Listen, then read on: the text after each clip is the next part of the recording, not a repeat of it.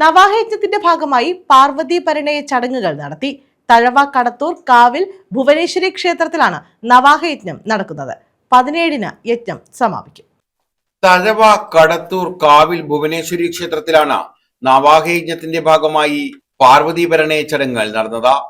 വിശ്വാമിത്ര വൈദ്യം, ശതാക്ഷി പ്രാദുർഭാവം, പാർവതി, ഗംഗ, പൃഥ്വി, ഉപാഖ്യാനം എന്നിവ പാരായണം ചെയ്ത ശേഷമായിരുന്നു പാർവതി പരിണയ ചടങ്ങുകൾ നടന്നത്. ദർശന പ്രാധാന്യത്തോടെയായിരുന്നു ചടങ്ങുകൾ.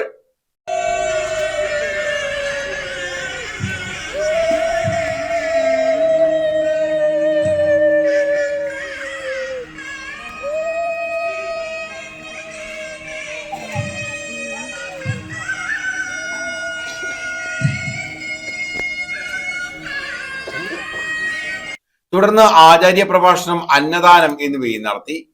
6-ാം ദിവസമായിരുന്ന സമയത്ത് പാർവതി പരിണയം എന്ന ഭാഗവത്തിലെ വളരെ വിശേഷപ്പെട്ട കഥാഭാഗം പാരായണം ചെയ്ത് മഹാദേവനും പർവ്വതന്റെ പുത്രിയായ പാർവതിയും തമ്മിലുള്ള പരിണയം അത് വളരെ സന്തോഷപൂർവ്വം ഘോഷയാത്രയ്ക്കായി വന്ന് നമ്മൾ ആചരിക്കുകയാണ്.